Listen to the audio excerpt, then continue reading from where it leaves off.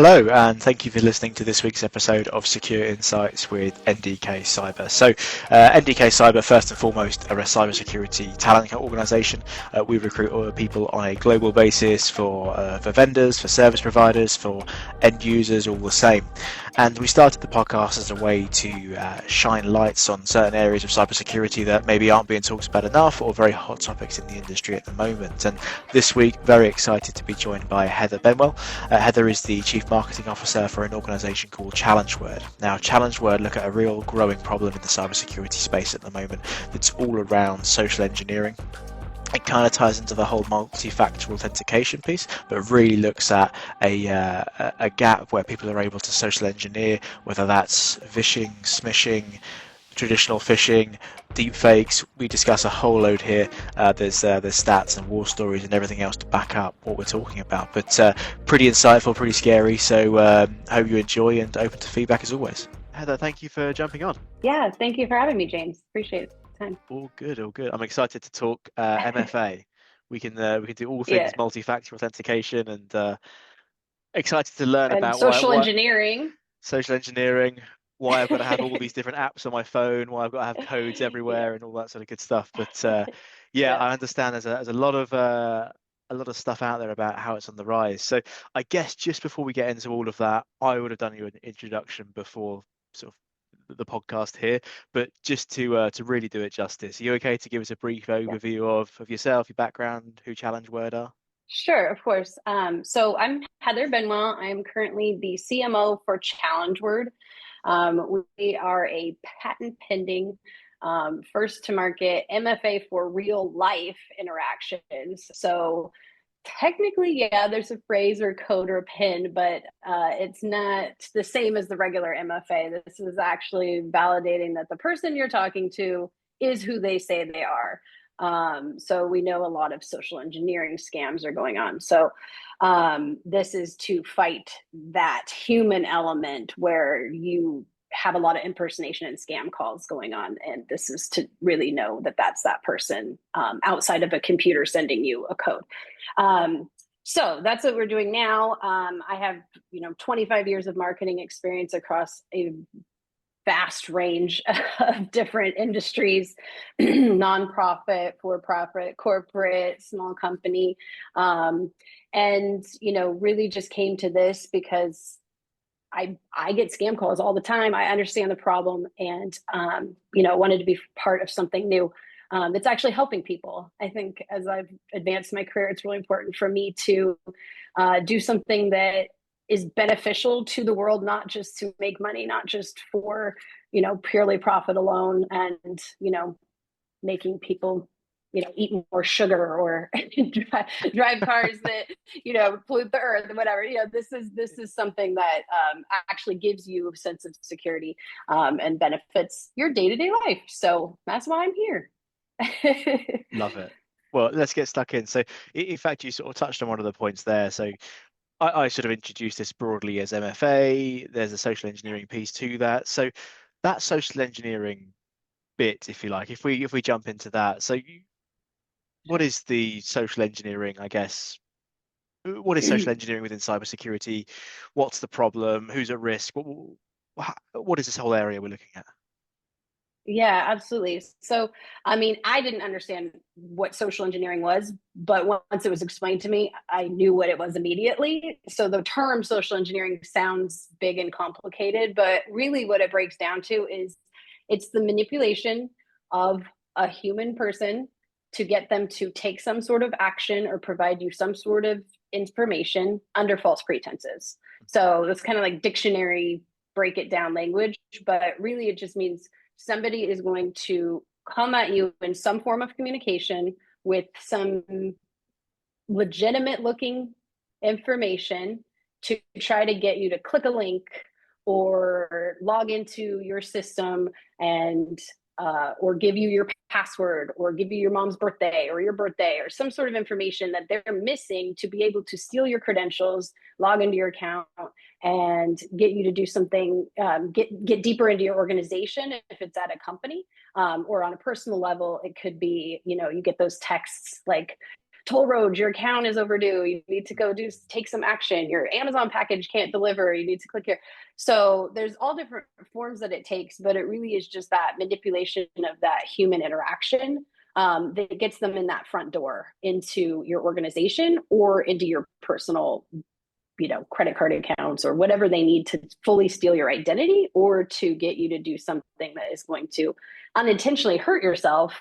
But you think you're doing the right thing because there's always a sense of urgency too. It's either a sense of urgency or some sort of reward or punishment or reward, but there's always a sense of urgency. Like click this link and get $100 Amazon gift card right now. You just won the thing.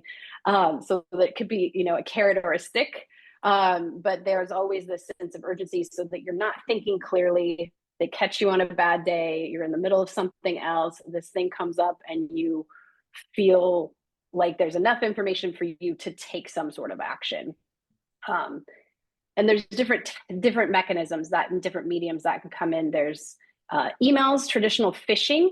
Everybody talks about phishing. Phishing is multi-categorical now. So it used to just be email, but now it's voice phishing, which is dishing, and SMS phishing, which is smishing. And now there's QR phishing. So people are actually maliciously going out and copying, like making a fake QR code to their fake website that looks like what this poster is promoting or this payment app or whatever. And they're going and sticking them on the actual posters that are in places and getting you to go to a link that looks like where you think you're going. And then, of course, getting you to do some sort of action. Could be malware that gets downloaded or just you straight enter your credentials and they take them, whatever it might be. So many things to go from there. It's really a starting point. It's come a long way since the I don't know if you remember, but the Prince of Nigeria is stuck in prison, needs you to transfer money, and like we laugh about it now, I think, but it's like people at the time went for that, and wait the for lack that. of awareness Absolutely. and things, and you just and think I'm now, sure 5 years from now, we'll think that this is silly. Exactly, that this is my sort of thinking now. It's like with the rise of AI and everything, and people talk about these sort of ransomware as a service, almost sort of contact centers that are being set up everywhere with people dialing out and almost, I guess, in like an SDR sales role, dialing people like crazy to try and steal credentials, and that's what we're referring to here. If it's not a text written thing, it might be a voice approach where could be AI, could be a real person talking around. We're calling from the bank. We had some suspicious activity. Can I just double check your password? That's the sort of thing we're looking at here, right? Yeah, absolutely. And we see it every day as, people walking around the world in our personal lives. But it's happening more than we think at companies too. So you might see it as an employee and then also be personally being attacked at the same time. During your workday, you're being impersonated. People can call and pretend to be from your IT department and tell you, with some legitimate information that they need you to reset your password, or I need you, your computer's acting slow. I need you to click this link and run this software. But they get you because they have enough information from doing some recon within the organization to be able to represent themselves in a way that somebody at your company would, or your IT or your HR department, the same thing. And they don't just go after one person. They get this information by calling one person, seeing what they might call IT and find out what they ask a person when they call in to reset a password. So then they impersonate an employee because now they know what IT is going to ask. And so then they call IT back, pretending to be a different person and giving them the information that they needed by doing some digging on you or calling you to get your information and then give it to IT. I mean, there's just no end to the possibilities here. It's not tech, it's human interaction. So they can do as much malicious stuff as they want to get what they need to be able to break that first layer. It's all about getting past that first layer. And then, like you said, malware, ransomware, just straight up data stealing. They can steal IP. Like they can take whatever they want once they get in. They're just finding it harder and harder to get into traditional ways because of the sophistication of firewalls and encryption and access controls. So social engineering, all you have to do is manipulate one person, scare them enough to give you the information, and now they can Yeah. have the keys to the castle. Yeah, So this is it, isn't it? it's I very think it's scary. sort of it's scary on a level that because we get them here. It might be someone might email. My boss is called Nick, and someone might say, I've spoken to Nick. He wants me to transfer funds and things like that. And I know that's not real and things, but I think there's plenty out there Right, that maybe wouldn't. And I think it's come such a long way from just the email addresses that are obviously just a bunch of jumbled letters and numbers at gmail.com, and it says it's Amazon or whatever. right, But when you start, like you right. say, applying the recon they've learned elsewhere to this, it becomes extremely scary, and there's a need for a solution here. So, I mean, what are the sort of the Absolutely. factors that are causing this to grow from what you've seen? Yeah, I think part of it is what I just said about the technology advancements on the, initial traditional security gates that can be put into place, all the checkpoints on all the, segregating networks and having multi firewalls and having, all the traditional security systems in place, the SIM that, has all the alerts and you can see when anybody's moving around your network really easily now. So I think in lieu of them finding an easy backdoor into some of these more sophisticated systems, they can just call a person, text a few hundred people. One person's bound to be having a bad day and click a link, then they can get a partial credential, then they can use that to go after somebody else. It's like a puzzle pieces. They kind of take all this information. Maybe it's faster. I mean, I'm not a hacker, so I haven't actually tried to implement any of these things, but I think it's certainly easier. I think that they're finding this to be an easier gateway into that first layer. Again, it's just the first step. So it's on the rise. It's getting more sophisticated with AI. But you mentioned, the voice cloning. There's deep fakes where they can actually show up as somebody else in a video call now. So you can't really trust that the person you're hearing or seeing is who they are. But the really scary part is that AI gives you, really great content. Like instead of a person trying to just translate something in Google Translate, you can have malicious actors like in the places that we know that kind of come after us, that can just type into Chat GPT, create me a script that I can use to call a person in America and pretend to be their like they can actually come up with the text message content, the email content, the voice scripting, and it'll be more conversational now because AI is so advanced that it's not just that they're faking a voice. They're faking a voice, but they have a realistic context, and they're not sounding like the prince from Nigeria anymore, where it's broken English or it's not exactly. You can usually tell when something's off, Yeah, yeah. and it's getting harder and harder to tell that stuff is off, and it's quicker to implement this content because of AI. So yeah, it's gotten a lot more complicated, even though it's still a simple concept. It's the speed and the scale is a Yeah, huge, like, whoa, this is gonna be a big problem if we don't get ahead. You must have seen some yeah, I guess what's the way to phrase this? Maybe some bad news stories on this. There must be some pretty troubling war stories from your side of the fence. yeah, absolutely. I mean, I definitely have all the newsletters. So I get about 5 different newsletters a day, all highlighting different types of breaches and just general what's going on in cybersecurity. I would say I get at least one a day, a notification of some sort of breach. They're not always able to pinpoint it to social engineering, or they don't report it as that. It's usually pretty vague, but there are, I'd say at least once a week I see some sort of something that had to do with social engineering that was actually reported.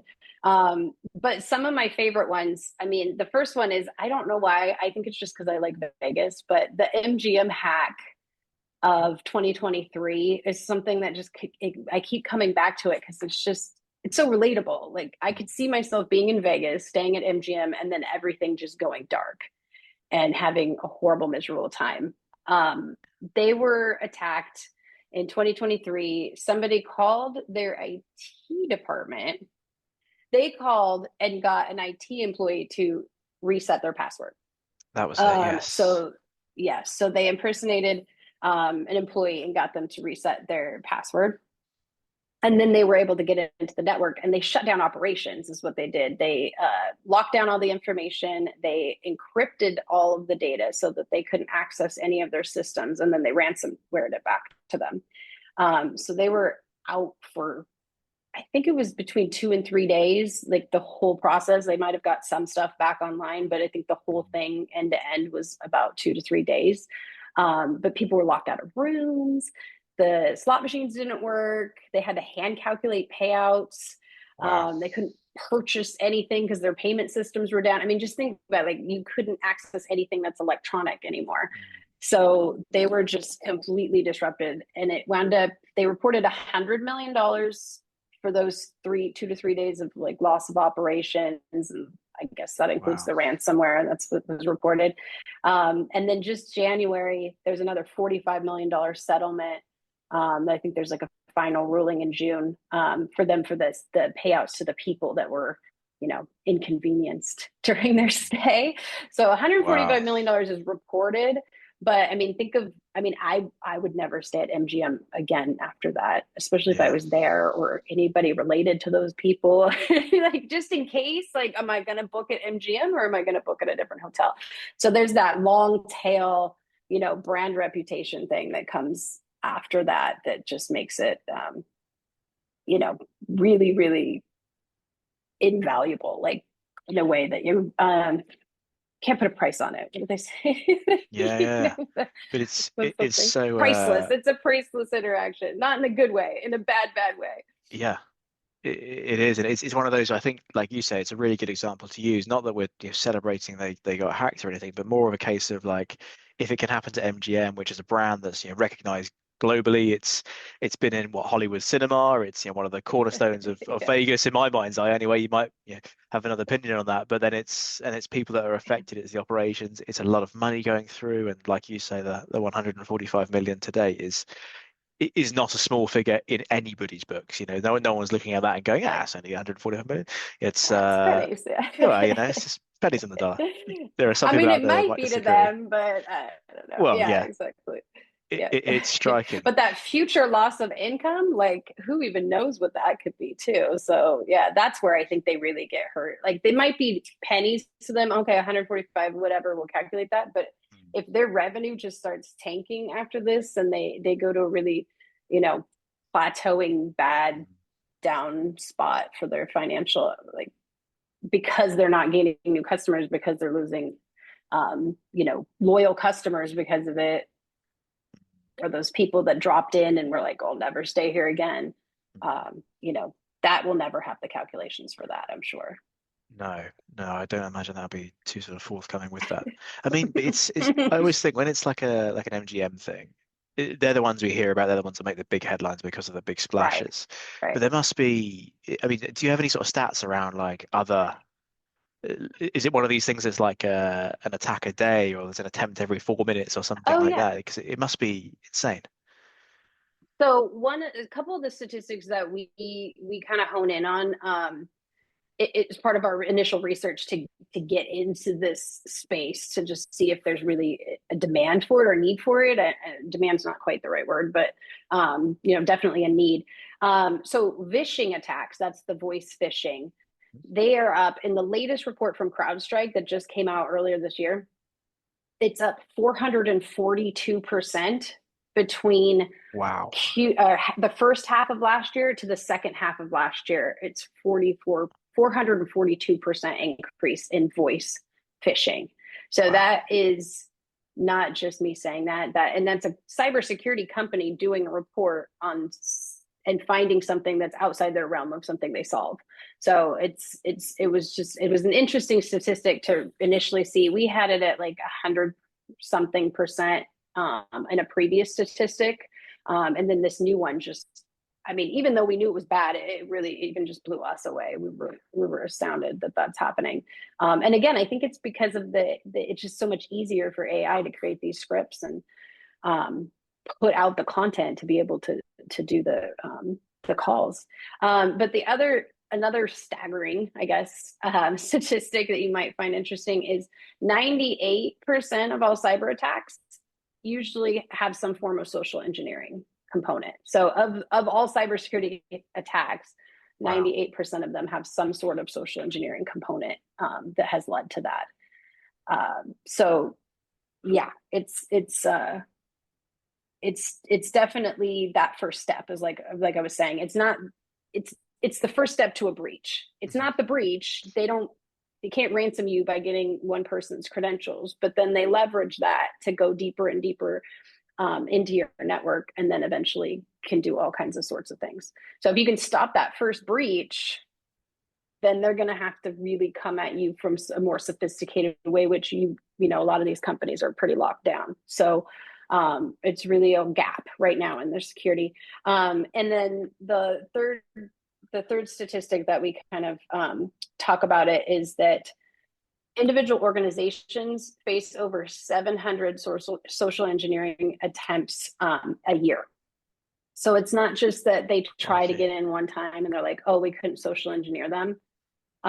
They are constantly being bombarded. Their employees are constantly under attack. They might be, if they're attacked 700 times, that might have been, they attempted to reach 20, 100 people this time, and then they come back and another group comes after them a few months later and attacks another 200 people. Maybe they get in or not, but it's a constant thing. You can't just say, oh, I blocked it once and I'm done. That's almost it's 2 a day. Yeah. yeah, right. 365 Wow. times 2. Yeah, it is. And then the average cost of a data breach in 2024, it jumped in 2024 to 4.8 million from 4.45 million. So that's just the average cost of a basic breach, whether they got in from social engineering or not. But like I said, 98% of the time they are leveraging social engineering for that initial part of the breach. So it's gone up like a little less than $4 million in a year of the average cost of just one breach. And they're attacked 700 times a year. And yeah. Wow. So it's the statistics all say that we need a solution to this. Right now, you can pretty much just train your employees and, test them. There's red teamers that can, you can hire a cybersecurity company to test your company's security. And one of the things that they do is they proactively social engineer you so that you don't, you're prepared for an attack, right? And so those red teamers can do anything from, the emailing, the smishing, the calling, but they can also do in-person impersonations. And so one of the cool stories I have is there's a red teamer that I know. They went and made a fake credential for this company. They were paid to go see what they could do, and they had paid them to do an on-site to see how far they could get into the company. So they created a fake little badge, used the company logo, looked up what their badges look like, just printed one at home. It didn't work. It was just for show. And then was actually able to find a company logoed sweatshirt, like a pullover, on eBay. So they purchased that. Wow. So they're wearing their pullover, have their little work bag, pin their little badge on. And then there's a thing called piggybacking or tailgating. You just kind of follow somebody in, or you wait till the door's like almost closed and you like sneak in, or you could pretend to be from, dropping off a package. Like there's different ways you can do it. So he dressed like an employee, waited for people to walk up to the door, kind of just like said, oh, I'll get that for you, held the door for them, let them walk in. Nobody says anything. Because one of the scary things about social engineering is we don't want to be confrontational. We're a non-confrontational species. We don't, I mean, some people do, sure, I'll give them that. But most people, most people do not want to go, who are you? What are you doing here? Why are you? Oh, you need to badge in, right? We're afraid of peer pressure. We just don't want to get attacked back or whatever, right? Yeah, you don't want to be that person. Crikey. Like, oh yeah, let you in. He lets them in, finds an open cubicle, goes, sits down. Actually, one of the ladies at the front came and said, oh, do you need coffee? Is there anything I can get you? Like, oh, you have everything you need? Like, no idea. I mean, but these companies, think about it. If you've got remote workers, you've got salespeople, regional field people, people could be coming and going. They may be used to it, so they just think nothing of it. It's like, oh, I'm Adam. I'm in the field. I'm like, okay. But anyway, so he goes, plugs into the computer, plugs into the network, sets up his little computer, and then tries to go around, see where else he could get a jump box little Raspberry Pi. I just like the name Raspberry Pi. He tries to plug it into the different ports to leave it behind to see what he can do. So finds a place, plugs it in, finds a live port, plugs it in. Eventually, one of the ladies that was kind of suspicious, she went and got the tallest, biggest man she could find and brought him over to confront him. Of course, he has a letter saying, "I'm supposed to be here. I've been caught." Like they have a "I'm caught" letter thing from Oh, the that's quite company. funny. Yeah, yeah. So yeah, so that was all good. But yeah, so he does all that, and then he leaves this thing behind, and they don't find it for a few days. So at that point, that's calling out to their network, and they're able to connect, and they've been kind of looking around and doing what they need to do, while that's been happening. So Wow. while he left, they're still in the background, like his team is going through and seeing what damage they can do in the system, what they can find, and where they can go. But I mean that was a paid, like, legitimate example of things that you can do, and there is testing, so those are ways that you can kind of test your employees to see how secure you are, and then do training for it. But one of the nice things about Challengeword is it's non-confrontational. So if they would have had employed Challengeword, they would just have asked him, like, "Can you give me? I'm sorry, but I don't recognize you. Can you give me your Challengeword?" And he would have been busted right there. He would have said, "I don't have one." What is Challengeword? Yeah, crikey. Yeah. I was going to ask So you, the podcast isn't sort of set up to sort of do huge product plugs and things like that, but it seems so relevant to ask, what can we actually do in that situation where, I'm the guy from the field, I've just got back from wherever, or I'm new, or whatever it might be, people aren't going to naturally challenge that.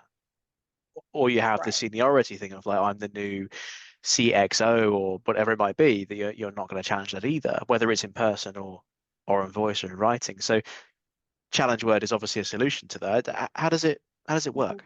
Yeah. So I mean, and to your point, yeah, if it's somebody that's like a high level, or they're representing themselves as a high level, I would hope that a company bringing in a system like Challengeword would, from the top, say, "I don't care if it's me asking you, you ask me for my Challengeword," right? Like, I want you guys all to use this because this will stay safe. So they would have that less fear factor there to be like, "Okay, CFO, can you give me your Challengeword?"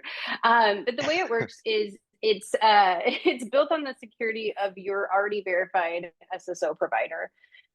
So everybody would access it through your SSO. So if you're using Microsoft or Google for Business, email, internal network systems, you would sign into your Microsoft account, and then that would verify you with Challengeword. So we use their already existing authentication tool to authenticate to Challengeword.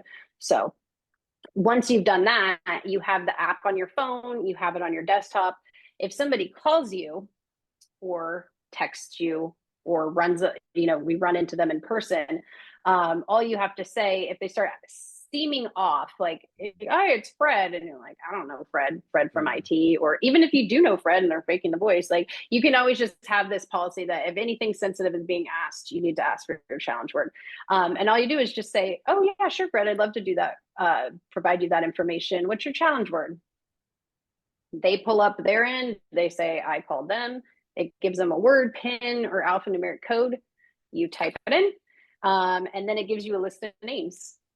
And if Fred did not issue a code, Fred's name will not show up. It's a random list. So you could see a Fred and you go, "Okay," and you click Fred. But if real Fred didn't actually click a Challengeword, the word's not going to match. The code's not going to match. So there's a double layer of verification on the front end. And then you can also verify back to the person to make sure that you actually did call Anna and Anna did answer the phone. So you'd say, "Okay, well, my Challengeword is this," and then you do that, and then you get fireworks go off, and it's exciting. But it's just as simple as saying, "What's your Challengeword?" And you know that if Fred was Fred and Fred was logged in and Fred clicked that button at that moment, he would have initiated a word. It's timed, so it expires after a short period of time. So he can't even call Fred, get Fred, call another person, get them to answer the phone, tell them what they need to do, and then get them to open the thing and then tell them the word. He'd like literally have to call Anna and be like, "It's banana." And I'd be like, "What is happening?" Right? So there's like all this built-in back-end stuff.